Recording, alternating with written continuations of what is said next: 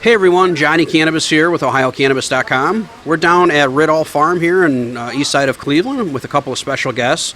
I'm here with Brian Adams and Pricilla Harris from the Sensible Movement Sensible Movement Coalition, and part of the Cleveland chapter. So how you doing today, Priscilla? I'm great. How are you? Doing good, thank you. Now we're here for a special situation because about 2 weeks ago, all your hard work for Cleveland really kind of paid off. You guys have been pushing to get the decriminalization of cannabis in Ohio to the most free state that it could be in here. And first and foremost, congratulations for what you did. But tell us a little bit about the journey and what it took to get to this decriminalization. Well, thanks for asking. Brian Adams is the name. Sensible Movement Coalition. Part of the Sensible Cleveland division. And, we started back, if you want to go really all the way back into the history of voter rights sort of initiatives or standing up for people's sort of rights to going into the individual, topics or issues or whatnot. It was 2008 where it was voter registration, for me. Like I got really heavy involved in that. But moving on to Cleveland NORML, which we sort of hinted at. NORML, the National Organization for the Reform of Marijuana Laws. The Cleveland chapter was under the Ohio umbrella. It was about 8 chapters or so back in that time. And that's honestly where I got introduced to cannabis activism. So that started 7 years ago. Then eventually ended up being an executive director of the Cleveland chapter. And then during my time at Cleveland NORML, around 2015 is when I met Pricilla here, and that's actually when we all started what was called Sensible Cleveland. So Sensible Cleveland, if folks don't know, is a political action committee, and that's a PAC, shorthand. So basically, when you have a PAC, you can run for office or you can run an initiative campaign. And it was through Chad Thompson, who I met back in Cleveland NORML days, and as early as 2015, again, starting everything, who pretty much put together our language to get us the ability to petition. So there were several renditions of the Sensible Cleveland language. It had to be at least 3 or 4 of them out there before we actually settled on what it became to be.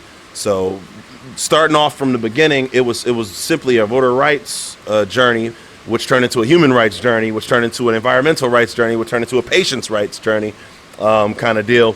But, 9,000 signatures later, several thousand voters registered later, and a lobby effort through city council, we made Cleveland the second largest city of Ohio, no fine, no jail time for possession of marijuana under 200 grams. So that's about 7 ounces, and we're very proud that we were able to be a part of that work.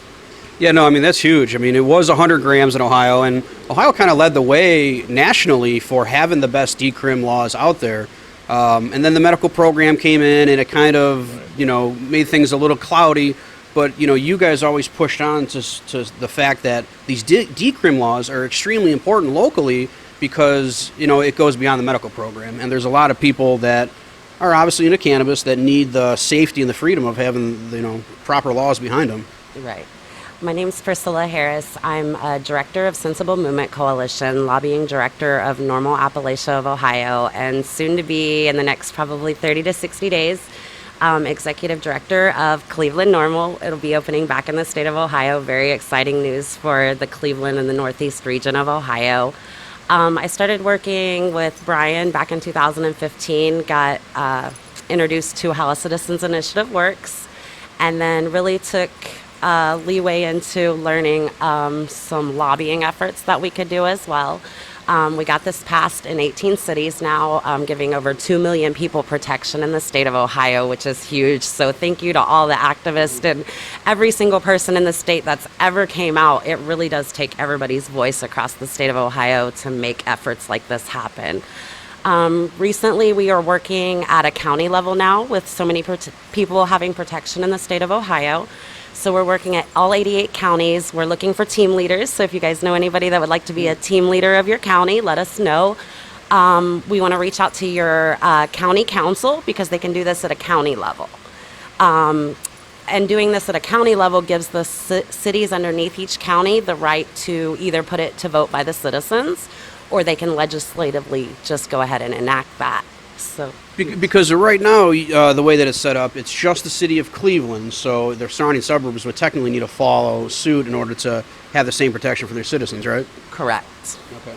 And this new program that is going to go countywide, you guys have some people in place to help already, but you need a lot more volunteers? Yes, we would like a lot more volunteers. Like I said, we would really want 88 county captains to kind of make the transport easy for people. And using the 88 counties, we're also asking them to use their city council to use their voice at the state level. So we have a statewide bill. It's in LSC format, so we are looking for a primary sponsor on this from the Senate and the House. Upon getting that sponsor, we have till December to get it passed, and that also is a bigger decriminalization effort. Wow. Now, you guys, you did it at the legislative level, basically. You guys have pushed for the last couple years to get the Cleveland one passed? Yeah, I mean, I would say it was a 4+ year journey on getting this started, because in Cleveland, the city, you need 5,000 ballot signatures to make a ballot. And again, this is for the municipality of that particular city. Every city is different. For Cleveland, for instance, though, which is the city that was recently decriminalized, courtesy of the city council, Blaine Griffin introduced it. But 5,000 signatures in order to make the ballot. We actually ended up coming up 500 signatures short. It's 520 to be exact. It still hurts. But it was honestly enough momentum and enough, sort of leeway and I guess, just focus on the issue to bring it to city council, because those are the same folks that had to count those signatures down there when we turned them in. So they're like, man, I feel like if they looked at all those signatures, which it was 9,000 of them, by the way, so it was almost double the amount that you needed. But a lesson to people who are starting their own initiative campaign, it's not that easy to do a citywide initiative. That's why Priscilla's been pushing for county as well. City, the folks who sign it have to be from that particular city, and they have to be a registered voter. So we were running into all sorts of issues on that end. And again, with the language changing, I believe the original language said no fine, no jail time for up under 1,000 grams. And that was probably not going to be enforceable. We were just way too ambitious when we first started it. But then we kind of took a step back, and under Chad's leadership, as far as writing the initiative and showing us how to put it in front of voters, potential voters, we were able to see this thing through. And then I gotta also say thank you so much to all the volunteers out there. Y'all know who y'all are. It took more than me and Priscilla. It took faces that don't even want to be seen on camera. It took people who, really felt near and dear to their hearts that this was an issue that they had to conquer. So shout out to everybody who I ran into along the way. Shout out to all the volunteers from Cleveland Normal who showed up to the city council meeting that recently announced the passage of the legislation. Shout out to the CSC students, this was one of their unofficial extracurriculars out there with your crazy activist student, teacher, instructor, history instructor out there putting your neck out there. Shout out to all of y'all. And I also want to say big up to the Sensible Movement Coalition for volunteering their education, leadership, knowledge, and helping spread this thing to over 18 cities in this great state of Ohio. Wow. Yeah, I mean, congratulations to everybody. I mean, I know everyone worked hard. That's how I met Brian initially. He was working as the executive director of Normal, Cleveland Normal, well before the medical program was even in place. And he would hold down the meetings once a month, and they'd be in different locations, and he would try to, have some type of speaker or entertainment or just something to kind of get people out to come enjoy, the camaraderie that this community puts together. And he's always been pushing the legalization. He says that getting short of those 520 votes hurts because he had a personal interest of being out on the street day and night, getting a lot of those 9,000 signatures. I know Priscilla was out there too, physically getting all these signatures for you guys, along with a lot of other people. This was obviously a group effort, and it's so important that people have this type of protection because we're at the end of Prohibition, and we just need to really come at this with an educated adult view. And focusing on these decrim laws is extremely important, don't you think? Yes, most definitely. When we're looking at the state level, you guys can call your Senate and House representatives. and let them know that you support the sensible adult use decriminalization effort, because that really does, it gives automatic expungement, a 24 plant home grow, possession limits of up to 894 grams that you could possibly be traveling with. For That's going to be a nice upgrade. So we'll put out all the information for everything that they've done, and then all of this new stuff that they're working on as well, so that everyone that wants to get involved can get in contact with them and help out, because the medical program is working. It's getting better. The things are getting ironed out. More licenses are coming online. Prices are coming down. People are being trained right. Patients are still signing up. However, there's still a big community beyond that really will benefit from this. We want to say thanks again to you guys. Brian, I know that you've been really doing well. He's put the time and the work in prior through all the activism and legalization, and he's really come up through the ranks from executive director at Normal. He was director at the Cleveland School of Cannabis, and now he's pretty much a director at The Botanist, correct? So I do have a management position at The Botanist, one of 5 dispensaries in Cleveland. So I'm a dispensing agent, aka bud tender. Ohio had to reinvent the wheel with their, as I would call it, fake-ass 8th, which is a 10th. And also their whole, it's not a bud tender, it's a dispensing agent, which is okay. We work with the Board of Pharmacy, so it's interesting to get a bunch of people who never touched cannabis, never had a thought about legalization, somewhat running the industry now, and having to, sort of step back and be like, hey, I could probably be running this place. Just based on what we know and our self-taught abilities. But yeah, man, it's real nice, to start off in activism, which was sort of the launch pad to being an instructor at the Cleveland School of Cannabis, and that's csceducation.com if y'all want to go check that out. Yeah. I teach the history of cannabis and also dispensary operations, aptly, since I just got this new position in the dispensary. I'm going on 2 years now being there. But yeah, from activists and still activists, really, volunteering my time and not getting paid for this sort of work, it's bigger than yourself. To be a volunteer, to be an activist, you got to be dedicated. And then next thing you know, somebody who has some money might be checking for you. So what I say to all of y'all who are looking to start your careers in cannabis and, sort of find your footing, volunteer. Yeah. Volunteer. And come to events. Come to events. Exactly. Yeah. Come to events. And now, networking. Networking's huge, and people don't get it. Like, you have to come out. You got to just get in the mix. And this guy, he worked for free for years, got in the mix, made the connections, and he's in a great position right now, working for probably the biggest license holder in the state. So, congratulations, and thanks for the hard work. Appreciate you. Now, for you started out in activism, and you really kind of found your way through it, because now you're getting ready to launch the Cleveland chapter of Normal, which has kind of been defunct for the last few years, unfortunately, for some political reasons within the organization that we won't even get into. Good news is it's starting back up. So tell us a little bit about your journey through that.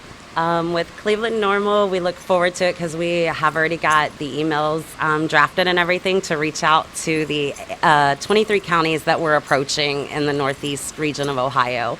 So that's going to be huge in itself. I look forward to Brian and everybody else being on the Cleveland Normal board. We've been working together for years, and really the ones that have stood strong in the state and really want to see legalization have stood strong, and everybody's really coming together with other organizations. We're currently working with the ACLU of Ohio, getting into kind of like a prison drug reform sentencing for the state, kind of going into more of a restorative justice for people. So really ending some of them racial disparities and using our voice to help in every area that we can.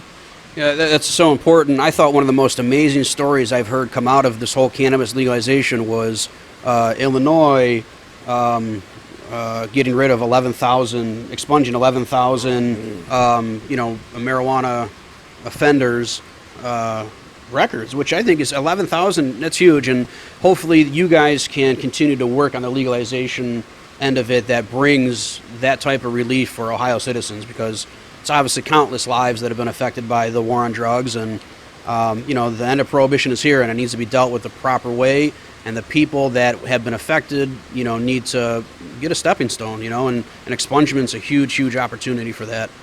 Last thing here, how did the council people at the, at the State House and at the Cuyahoga County, how do they accept you guys as far as being open to this? I mean, you said that they kind of passed it with having the 500 less votes, so it must have been for it.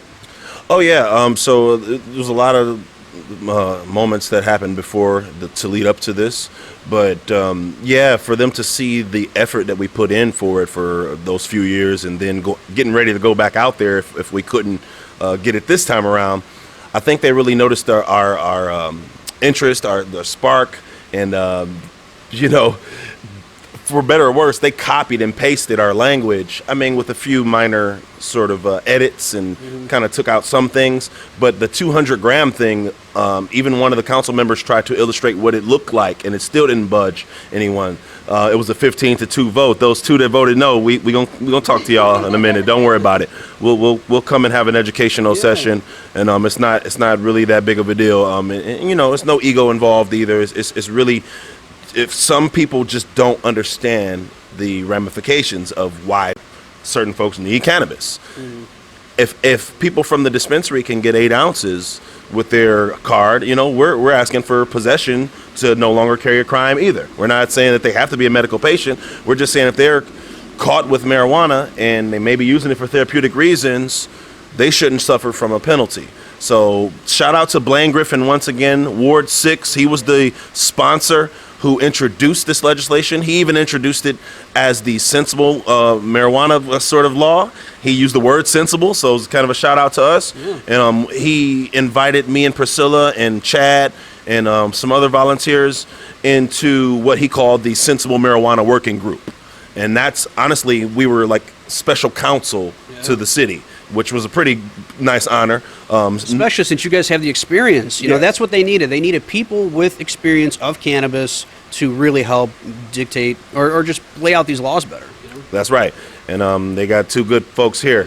All the calls and things like that. For some reason, when you get the charm of Priscilla over there on the other end of the phone, you answer it. And thus, we started that whole conversation and showed them what we were all about. And got it to the finish line. Yeah, congratulations, and also to Chad Thompson. I know that he was a big part of the group and helped draft a lot of the bill, and still just pushing it out there for everyone. So, thank you again for you guys. Do you have any websites or anything that you want to put out there? Sensible Movement Coalition and Normal Appalachia are the 2 that's set up and ready to go. Okay, I'll make sure we get those, and likewise we'll put CSC's link down here. Absolutely. And all that. And on Twitter at SensibleCLE, Twitter at BNGCLE if you want to check me out. And, just stay in touch, brother. We're going to keep it moving and make sure everyone has their own right to freedom. That's right. Thanks again, guys. Congratulations, and we'll see you guys soon. Bye. Peace.